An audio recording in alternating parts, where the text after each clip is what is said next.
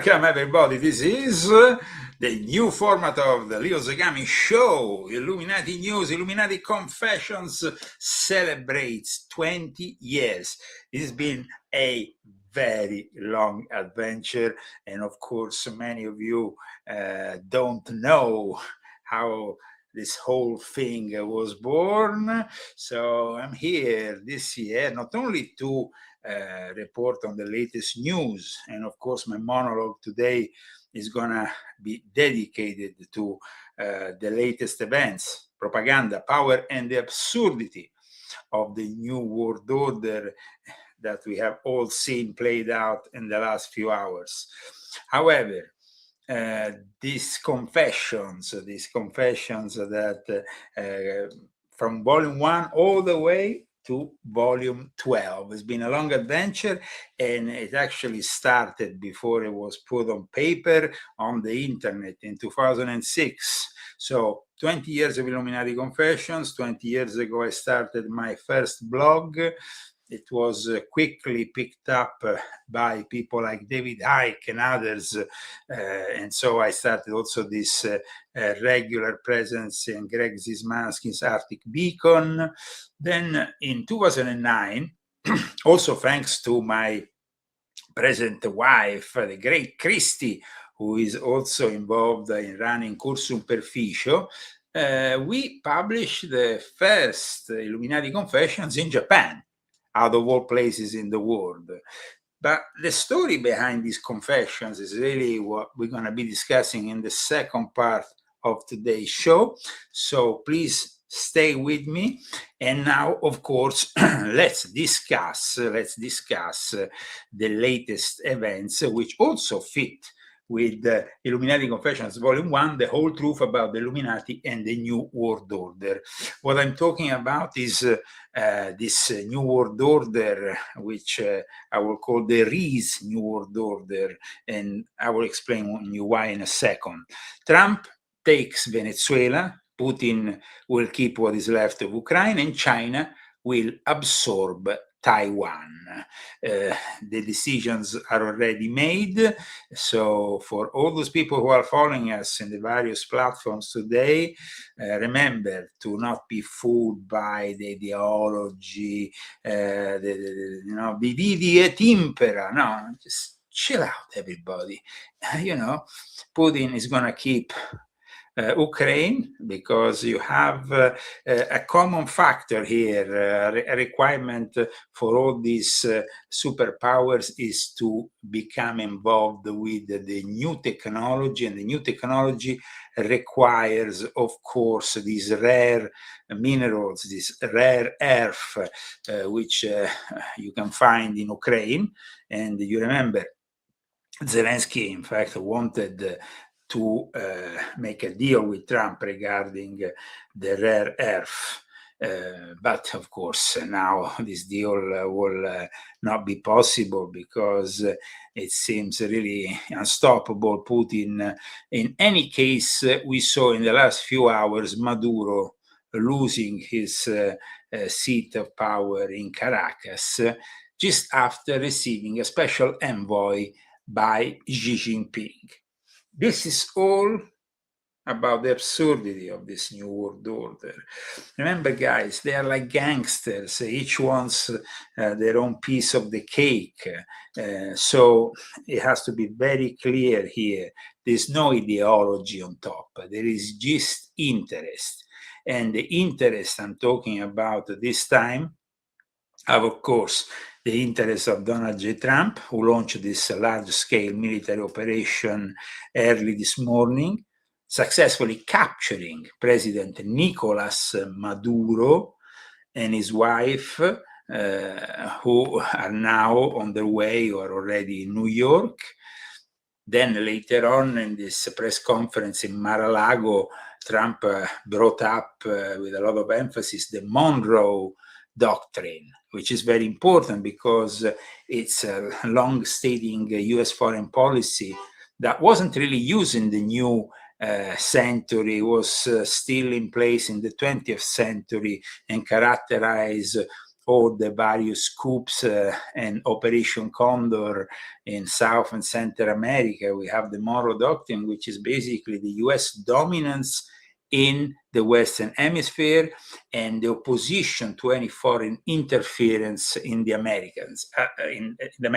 At the time, of course, of President Monroe, in the early 19th century, it was about European powers interfering with the United States. Now it's China, now it's Russia, and nobody could have imagined a few hours ago when the Chinese arrived in the presidential palace of Maduro, this great change.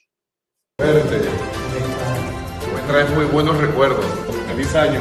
Feliz año nuevo. Este es el año del caballo, ¿verdad, Salvador? Usted es caballo. Soy tigre. Yo soy tigre. Tú. Tanto tiempo. Yo lo conocí a él muy joven. Muy joven. Hace 20 años. Hace 20 años que lo conocí. Como traductor cuando estaba el presidente conquistado. Exactamente, sí. Ahora es director. Qué increíble, ¿verdad? Como pasa el tiempo. Estás igual. We have before us the opportunity to forge for ourselves and for future generations a new world order. Ladies and gentlemen, the very word secrecy is repugnant in a free and open society. Illuminati News. Free and independent. Welcome to our free and independent Illuminati News. 20 years of being here on the internet in trying to explain that all political factions are controlled, and still there is people who think there is something called democracy, or we have to bring the democracy to Venezuela. How idiotic that sounds. We have to bring the democracy to Venezuela. Yeah, sure. Democracy doesn't really exist. It's an illusion in the first place, but the only republic which, of course, has this great constitution that at least gives us the possibility of a First Amendment, the opportunity to talk to you freely, at least until now, is here, the United States of America. We are in a time of tribulation. We are in a time of transformation. When I started my project Illuminati Confessions on the internet, I talked about China being the model for the future New World Order. And in fact, as you know, from volume 7 and then volume 9, I started to talk a lot about the fact that there was this Sino-Russian New World Order that is coming together. This world is organized in a way by these gangsters, these warlords, in a way that now it's obvious. I mean, Trump might have been credible in the first presidency, I personally don't find him credible in the second presidency. Now, America First, like I said on the old Leo Zagami show with my wife Christy already a month ago, well, I mean, the fact that America First is about not waging wars that are not created out of absolute necessity. Instead, Trump just goes to Venezuela. He knows, though, something. He knows there's something that nobody's talking about at the moment. And I've discussed it today in an article you can find on leozagami.com. This is the article. And please go and check it out, because I explain what nobody's talking to you about at the moment. There is not only oil in Venezuela. That's, of course, very important. There is also something else, rare earth. Rare earth is present on the border between Venezuela and Colombia. And in that forsaken land filled with warlords and guerrillas and whatnot, well, that is where the interest of a lot of nations reside at the moment. So aside from the oil, there is the rare earth element that is not really being discussed at all. And we will see what's going to happen in the coming weeks and months. Trump has basically said that the control of Venezuela is in the hands of the United States of America. Here we are really viewing then something of an old school approach, intervening, I must say, in a very fast way. Fortunately, no servicemen died, but there was this almost chirurgical, surgical intervention that is typical of the artificial intelligence. I mean, you must understand that now, today, when it comes to war kind of scenarios, intelligence operation, they are always conducted with the aid of artificial intelligence. But having said this, this interest for artificial intelligence is also the interest for a new economy that can be carried on only if you have certain rare earths that, like we said earlier, could be found also in Ukraine. It seems like Ukraine is a lost cause, but at the same time, the fact that the Chinese were with Maduro, and now the Chinese might even still be there in Caracas to witness all this, this important envoy of Xi Jinping. What does it mean? It means that now they have the excuse they needed, the green light, to take on Taiwan. So it's a bit like, three gangsters getting together and saying, okay, what are you taking? I mean, Putin takes Ukraine. We know that China wants Taiwan, and then you have Trump, who is given the possibility of taking over Venezuela. So this is the plan, which might extend also to Cuba. But Chinese President Xi Jinping delivered this speech for 2026, where he stated very clearly his intentions for the reunification of mainland China with Taiwan. So this is the New World Order. The New World Order is about interest, and I repeat, they are not ideological or even political interests. So beware, because critics and skeptics of President Trump's decision will be inevitably labeled. Different labels will be designed to shut people like myself down, to discredit the fact that I'm questioning what is going on. Remember, we were not allowed to question the vaccine and Operation Warp Speed started by Trump. And we were labeled conspiracy theorists for simply asking valid questions upon the arrival of these vaccines. And then you had also, people who after a while had valid questions also regarding the genocide in Gaza, because that's what it became. Because as soon as you say something, you're labeled anti-Semitic. And this happened in both the Biden as well as the Trump era.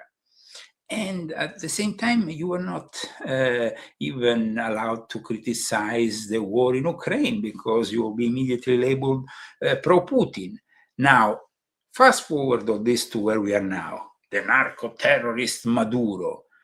He has fabrics of cocaine. Yeah, sure. And this is the current narrative of the Trump administration. I mean, it doesn't mean that I am in favor of Maduro. Maduro is a communist scumbag.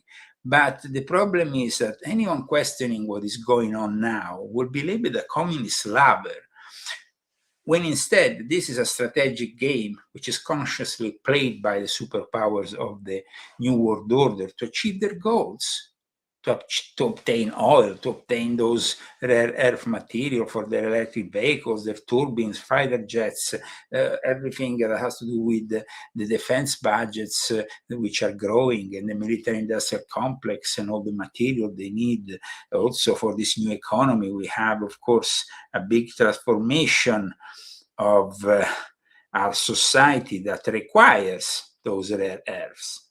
Here you have Xi Jinping. Xi Jinping is really heading this transformation. He knows that he has a very steady ally in Vladimir Putin. And so I have always said from the very start of my confessions 20 years ago that the future of the Illuminati, the future of the elites, was with the Chinese model. And I've been proved totally correct. Now, how did this project of mine come together? Because I was involved, as you know, in secret societies we commonly refer to as the Illuminati. I was involved with the intelligence agencies. I was involved with powerful lodges, lodges of not so called regular Freemasonry, but rather irregular Freemasonry, but much more influential. The Illuminati was something that also was kind of coming back with Giuliano Di Bernardo in the early 2000s. And before that, in 1999, I had created the Ordo Illuminatorum Universalis. We were living a very different world, but in the end, the world had changed already after the fall of the Soviet Union, after the end of the Cold War, and nobody would have still imagined the power of present-day China, because, like I wrote in this book, there was a very different idea. But people like Kissinger maybe did a big mistake, or maybe they willingly did that mistake. Let's not forget that George Bush Sr. and Barbara Bush were actually in Beijing in the early 70s on behalf of the American government. And then George H. Bush would become head of the CIA. So everything is developing here. But the absurdity of this New World Order, in a way, is obvious when we see a New World Order after the Second World War, which is characterized by the dominant role of America. And now, of course, the dominant role of America is put back into question by not only China and Russia, but all the BRICS countries. I repeat, it's a positive thing to remove Maduro, but this precedent gives the possibility for Putin to make the war in Ukraine, to bring the war even to Odessa, to probably arrest and get Volodymyr Zelensky arriving in Kiev finally. I mean, now with what has happened in Caracas, in Venezuela in general, because also the surrounded areas, some of them were hit, Isla Margarita and whatnot. But I repeat, what has happened today changes forever the course of this new world order. And I'm not sure it's for the better, because now China will finally feel they can do the next step, reunite with Taiwan. I mean, the fact that China is now openly stating through Xi Jinping that the reunification of China and Taiwan is unstoppable, that he invoked the bond of blood and kinship. I mean, it's about a transformation that will then bring us to the next step. The fact that robotics and the AI in its worth, transformation into what I have defined as cyber Satan is part of this whole plan. There is for the Chinese the will to conquer and to prove their success also thanks to these new technologies. And the way that the Chinese are developing the AI is for a dystopian world, a world which is completely controlled and where we are simply numbers. Even the beautiful images that Xi Jinping can show to us about the tradition embracing modernity, well, that's not really that credible.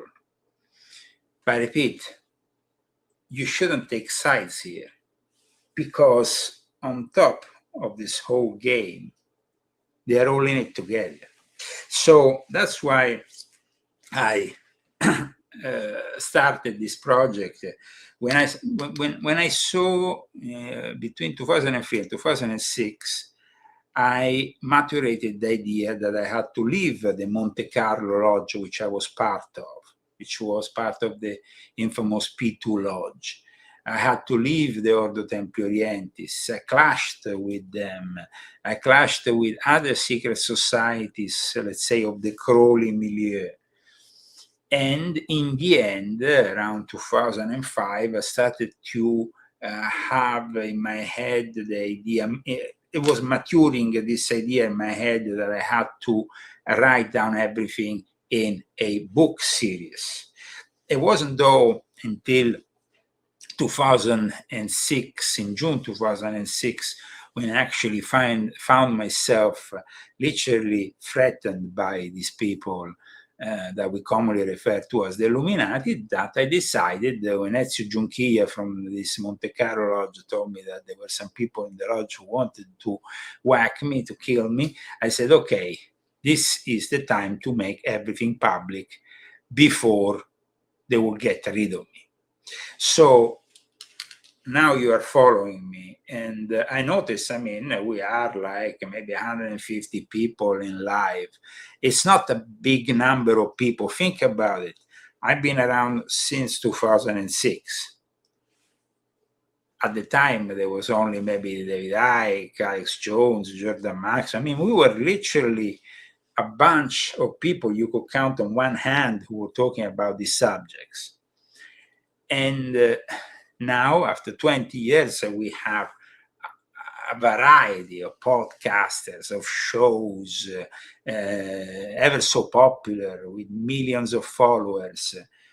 But unfortunately, the censorship, the fact that the system has always been scared. I remember that in 2009, I started to publish my books in Japan. Then we wanted to publish them in the English language, but it will take another 6 years to get to publish my first book in the English language. And of course, today, as we are talking about, aside from the propaganda, power, and absurdity of this new world order, which we are seeing, already in the first days of 2026, turning towards a very ugly possible scenario in the near future, well, it's important for me to make you understand my own work, because I have been part of this exposure on the internet for so many years, and my books, of course, have also played their part. 12 books. This was the last book of this installment. And now, of course, I have also the book on Jeffrey Epstein, which is currently my bestseller. The Rise and this is The Rise and Fall of Frankie's Monster. Definitely a book you should get. I finished my confessions, but now I am celebrating 20 years of these confessions. 20 years of these confessions online, 20 years of these confessions that then in 2009 were first published in Japanese. Then in 2012, I finally managed to publish them in the Italian language. And it was a big success. And it was a big success, but then when the system realized that these books were not simply some literary work, but they contained secret material. I mean, the interesting thing of Volume 1 is it's not easy to read, but it contains a lot of internal documents about the theory and typology of the secret societies, about the way the secret society phenomenon operates, how the various societies with a secret form, societies with a secret objective, secret societies that are part of the occult, pan-finalist society. I mean, secret societies is a variety of different objectives that are codified and then transmitted to an elite. And each moves in unison with this new world order. Now, when I published my first volume, which in Italy became a bestseller and also in Japan, my idea was to pick up these documents, which I was entrusted with when I was part of the Monte Carlo Lodge of the Illuminati, when I was part of also other secret societies, which I got involved with, the Società Rosicruciana in Anglia versus the Ordo Templi Orientis. Then I was also part of Freemasonry, as you know, in various forms, even a brief participation to regular Freemasonry in the United Lodge of England. Now, I collected a lot of internal documents, a lot of material, also on these monsters of the occult, on the current occult war, and I published this first book. I acknowledge the fact that it's a rather complex book filled with names, and the fact that it's more of a manual than the classical essay. So, Volume 12, it's more of an essay, but this is something that people need to read so they can get the basis. They can finally realize what the Illuminati are, because you have, of course, Illuminati in fiction, Illuminati in literature with Dan Brown, that's fiction. You have the Illuminati all over the internet that you can find, often Nigerian scammers selling you some diplomas. By the way, I want to say hello to my old friend from Great Britain, Jason Liosatos, who is with us today, following us on the Facebook platform. I want to say hello to Interlord, who is complimenting me for the article on liosagami.com. And of course, I want to thank all the people who are tuned in to this live show, and also the thousands of people who are going to watch us in the in the coming days. So this new format that I have announced last week and I'm starting this week might have also some improvements, but one thing is for sure: we are trying to offer you also a testimony of 20 years of my work here on the internet.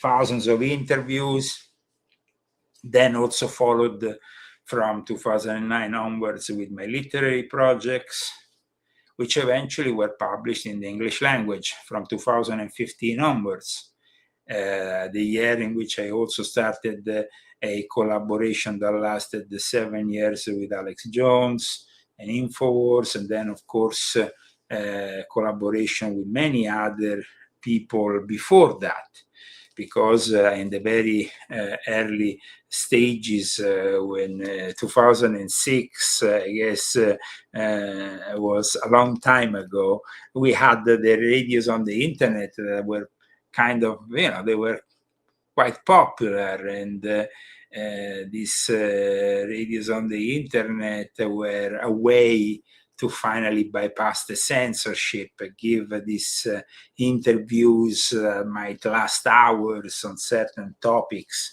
that were never discussed on mainstream radios. Like I said earlier, it was a very different time. But I collected material from 2005, 2006, especially when I had a real confrontation with these people between 2003 and 2006 that culminated in me leaving all these secret societies. I kept a presence after in Freemasonry and managed to bring out, though, a group of people with me for this Ordo Illuminatorum Universalis, which I mentioned here in the prologue of my book, which was founded in 1999. And we reawaken also a Masonic order called the Strict Temple of Servants, but that's something I will discuss when I discuss Volume 3. I mean, of course, I'm not going to be able to go in every single details of my books, but definitely in Volume 1 you have the infiltration, for example, of the OTO in Freemasonry, how all the Crowellites, Satanists, Luciferian, Gnostics, however you want to define them, have infiltrated British Freemasonry and then the rest of global Freemasonry. My books were about bringing out of the realm of conspiracy theories these subjects, giving them some credibility, also at an academic level. It was about bringing these subjects with proper sources. And I tell you, these books also, of course, created some problems, even for my first publisher here in the United States of America. Imagine that Volume 2 is a book that for some reason wasn't allowed in the prison systems in a state like Arizona. I don't know why they have this problem. But then also Volume 2, which we will discuss maybe soon, is also a book that was exposing Satanists that also came after me and my publisher. I never back down when it comes down to attempts of censorship, and I have continued my work, as you know, after the trilogy and after Pope Francis the Last Pope and Invisible Master. I started to publish the rest of the Confession series on my own, with my wife, with the Cursum Perficio publishing house we have created, that then moved from Europe here to Palm Springs, California. Many people have found these books useful. These books are definitely showing you the infinite tentacles behind the so-called Illuminati of the New World Order. For those who like to debunk conspiracy theories, they simply say the Illuminati, was an order that existed briefly with Adam Weishaupt, 1776. Already in the 1780s, they had to dismiss the whole thing because they were exposed. Now, that's only partly true, because in reality, the system created by the Illuminati order that was heavily influenced also by the Jesuits, and the fact that they were really influential also behind events of great importance like the French Revolution, this means the Illuminati were a reality. Of course, the historians would like to dismiss the whole thing once Weishaupt was forced into a corner though the whole thing was simply transformed using other names, creating other orders, even clubs, and like, for example, the Bohemian Club. This is their infamous symbol. But at the same time, in this book, I've showed you also documents of my own personal involvement. I recall my own personal experiences with all these people, or at least with some of them. And I think that nowadays there is an oversimplification out there of the various podcasters who touch on these subjects. So I wanted to really be able to dig deeper. And so, aside from the current news, which is very important, we will continue with Illuminati news to talk about things like what has happened in Venezuela, what is going to happen maybe in Iran. We have talked about that also in the past, a possible return of the Pahlavi. Then we have Mamdani, who suddenly arrives as new mayor of New York and is already complaining about the actions taken by Trump. Called the president and spoke with him directly to register my opposition to this act and to make clear that it was an opposition based on being opposed to a pursuit of regime change, to the violation of federal international law, and a desire to see that be consistent each and every day. And what was his response to you in that conversation? I registered my opposition, I made it clear, and we left it at that. Yeah, that's it. It's a clown show. He went there and Trump put down the red carpet. It's just like, I repeat, we have given Trump a chance. And it's about America. It's not about foreign wars. First of all, we need to sort out the security of the Americans, the well-being of the Americans. And instead, what is happening with the second Trump administration is really disappointing. And that's something that you will not find in Volume 1, where I initially saw, at least in the first Trump presidency, the possibility of a real change. But everybody sooner or later gets corrupted by this system. That's the problem. It's a system of very, very powerful individuals. And I've tried, of course, myself to explain in my books why these individuals are above all the political parties, above all the religions, about all the culture that we have. They are the ones who foment the new so-called cultural phenomena. And then still, it seems like in 2025, still to this day, people don't realize the importance of this elite that rules us. It continues to rule all of us, despite of the internet, despite of the criticism that we can give here. And that's one of the reasons why my channels and this show is followed by a small group of people after 20 years and not millions of people.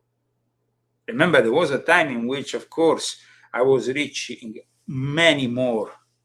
But then we had one channel after the other removed. There was one channel, imagine, that they gave me back without the subscribers. It was my number one channel. I had finally managed to reach 30,000 subscribers. They gave me back the channel without the subscribers, without the videos. Simply have it back, but without anything, a blank channel. And that is really what they are trying to do, to always limit what they, of course, know it's damage towards this corrupt system. The system that, of course, prefers to send you to foreign wars than really discussing what has happened with Jeffrey Epstein, what has happened on Little St. James, what has happened at the Zorro Ranch, what has happened in New York. I know, but Trump has nothing to do with it. Okay, whatever. That's not the case. Everybody who arrives at certain levels of wealth is inevitably corrupt. That's how it is, guys. And the fact that in this book, in volume 1, I also go into the practices, the weird sexual magical deviances and practices of these people. The fact that these groups are all interconnected, have all a common origins, but their practices have also to do with the spread of homosexuality, with a specific peculiar homosexual magical tradition started by Aleister Crowley, by groups that are not known by the majority of folk. There is, of course, Freemasonry involved, but Freemasonry is not the ultimate secret society.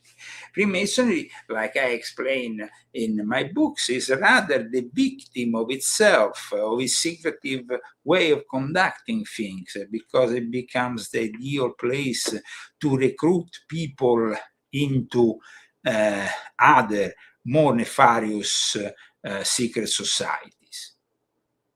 So yes, it's true that historically maybe the order of the Illuminati as we knew it from Adam Weishaupt didn't continue. But of course, upon its ashes, many phoenix, not one, were born. And that's a fact that historians don't want to admit, because it will implicate criticism upon secret societies or clubs or groups that are still in existence. Another interesting thing that, of course, I explain is the occult war. Now, let me maybe read this term, the occult war. No? What does it really mean, this occult war? Which is, I think, at least something that we can clear here. Let me. Okay. Julius Evola. Julius Evola was an Italian baron, an aristocrat, a figure of great importance within the esoteric scene, known also here in America, but also in the Anglo-Saxon world. He was actually very much a figure of the right wing. He even got involved with the Nazis. I show you who is here, Baron Julius Evola. Well, Baron Julius Evola said some very interesting things regarding the occult war. He wrote a lot of books, and he described the term occult war in the following way. The occult war is when the forces of worldwide subversion lead from behind the scenes, adopting means that almost always elude ordinary methods of investigation. The notion of an occult war, says Evola, belongs to a three-dimensional vision of history, to a history considered not according to the two-dimensional surfaces of apparent causes, events, and leaders, but otherwise depending on the third dimension of depth, of subterranean direction that retrieves the decisive forces and influence which are often not even ascribable to the simple human element, whether individual or collective, and of, quote, And that's what's gonna maybe bring us outside also of my confessions in that book I wrote, Invisible Master, which we will be commenting probably when we finish talking about my Illuminati confessions. In a way, the Illuminati confessions are an encyclopedia of this control that, I repeat, starts from here and culminates here with the all-seeing eye, which represents the Jesuit order. By studying all these books, which have hundreds of pages, and so it's, of course, going to take you a long time, only in that way you will be able to fully comprehend the complexity of the Illuminati and this new world order they are creating for the ultimate purpose of a one-world government, which wants to be a government not only of the politics, but also of the religion. It's like we are approaching that age of the Antichrist, which cyber Satan, the AI, will fully manifest. People have difficulty often in comprehending the complexity of Freemasonry, of the Illuminati, of these secret societies, because it takes time to study these things. And you cannot simply study them on a page on the internet. It takes you also books upon books upon books, and diligence study to finally understand what is behind this system, what is this invisible college of adepts, these invisible masters, secret chiefs at work. And during, of course, my work, I clashed with some of these people, like this gentleman here who now resides in Brazil, called Nicolai de Matos Fritzford, a black magician, a very dangerous one. You can still find his books on the most gruesome black magical techniques sold on the internet. An expert, just like other figures which I show in this book, like Lomailo Duquette of the OTO. I repeat, the fact that these secret societies are so complex means that the majority of people only scratch the surface. And today we are, of course, discussing all this with the current events which are becoming more and more clear, are events that will restructure the old world order that we used to call the New World Order after the Second World War. And now we, of course, have a New World Order. So it's a cyclical thing.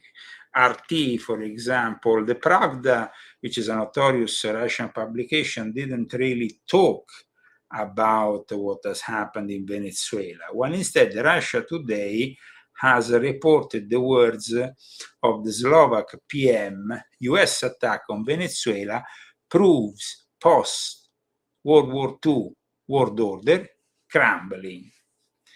Big and strong countries now use military force without a UN mandate, openly flouting international law, the Slovak PM has said. This is because the Sino-Russian world order is a very different thing from the American-driven world order, the one that saw for many decades Henry Kissinger at his apex. Henry Kissinger, that, as I explained in one of my confessions, is one of the main protagonists used to be, of the Bohemian Club. And along with the various Masonic, quasi-Masonic and para-Masonic factions, we have also the chivalric faction at work, The Real Priory of Zion. That is a whole chapter of volume 1 of great interest. Priory of Zion, of course, once again taken by Dan Brown for the Da Vinci Code, just as the Illuminati were taken and then fictionalized by Dan Brown for angels and demons.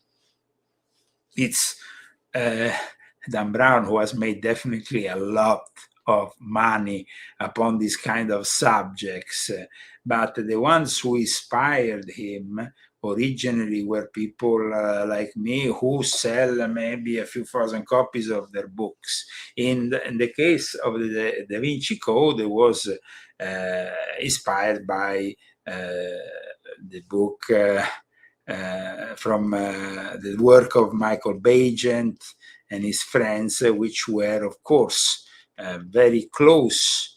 Michael Bagent, very close to Freemasonry, UK Freemasonry in particular, the United Lodge of England.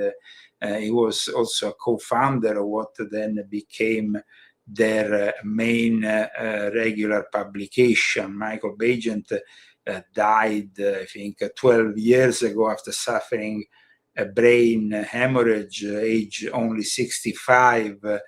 But he had tried, together with his other friends who were co-authors of some of, let's say, some of those books that you need to get if you have never really understood where Dan Brown took all his work.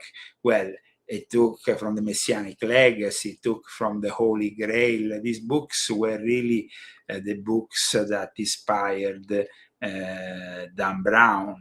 And then Dan Brown was brought to court by Michael Bagent and the other authors, Richard Leigh and Harry Lincoln.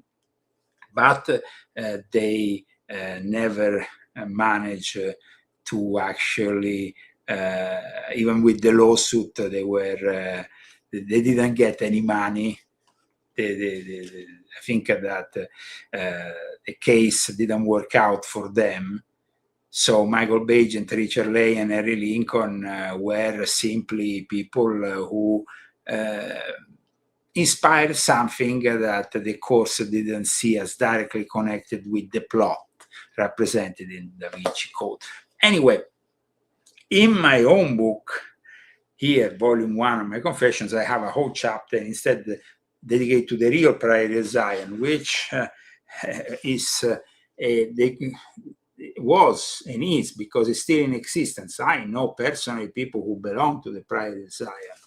I know a few of them, especially in France, but even in Italy. And the Priory of Zion was a fictional creation connected, though, to secret societies which were really in existence from ancient times. But the Priory of Zion that was depicted in Dan Brown's bestseller, Da Vinci Code, never really existed. It was simply a fictional connection by a guy, Pierre Plantard, who then called himself Plantard Sinclair. And then this guy was a guy who buried fictional roots for his own supposed order. But Pierre Plantard de Sinclair was in reality an esoterist and a guy who worked within the intelligence, and he was within the intelligence and anti-communist activities of NATO, of the state behind the operation known as Gladio, that the Priory of Zion was born. So Priory of Zion exists, but it not from ancient times, but rather from immediately after the war. A group of Freemasons from two specific groups, one in particular connected to the rectified Scottish Rite, and with, of course, the fact that Pierre Plantard knew very well the history also of Bérenger Saunière, this French Catholic priest of the village of Rennes-le-Château, knew the fact that he was involved himself in Freemasonry. I mean, there was, of course, like I said, links to proper French Masonic Rosicrucian groups, but there wasn't the same, list of Grand Masters from Leonardo da Vinci to us, which is the stuff of fiction. All these orders lie about their origin, says somebody here in the chat, and I completely agree. Most of the orders, including Freemasonry, rely on mythological origins that often are simply fictional. They claim thousands of years, maybe we have been existing for thousands of years, then maybe they exist for 100, 200, 300 years. And this group, symbol of the Alpha Galates, this was the actual symbol of the group behind the Priories. I repeat, always within the context also of the P2 in Italy, the context of anti-communism, and that the context of anti-communism brings us also to Russia, to the Knights of Malta of the Orthodox faith.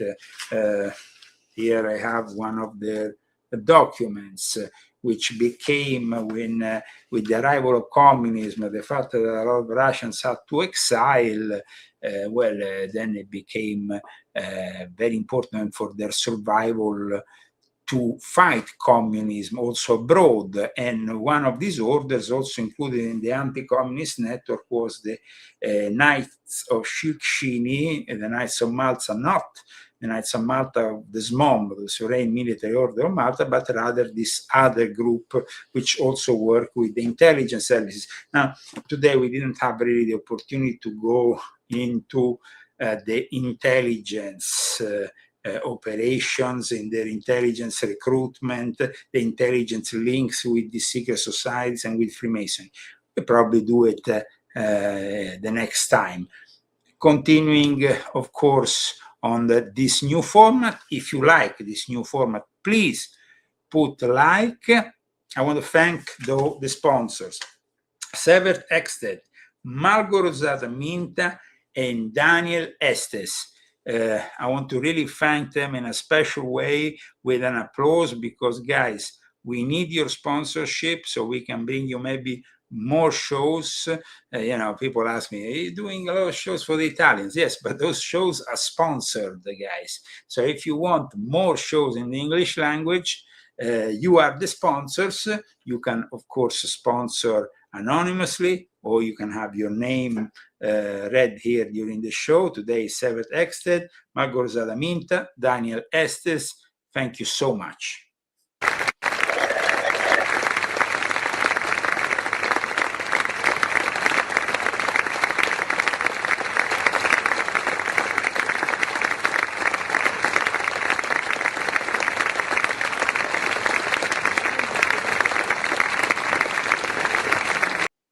Thank you, grazie, as they would say in Italy. We will continue with this new format also next week. Please contact us with your impressions. If you like your books, you can also maybe, your Leo Zagami books, of course, you can maybe contact us and ask us a question about one or another subject, and we will speak again next week. Christy, of course, might be with us in the future. At the moment, we are operating alone, but remember, guys, the world is changing.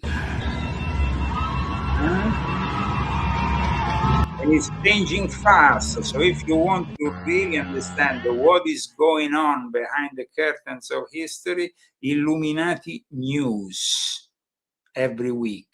Don't miss it. Illuminati want my mind, soul, and my body. Secret society, trying to keep it on.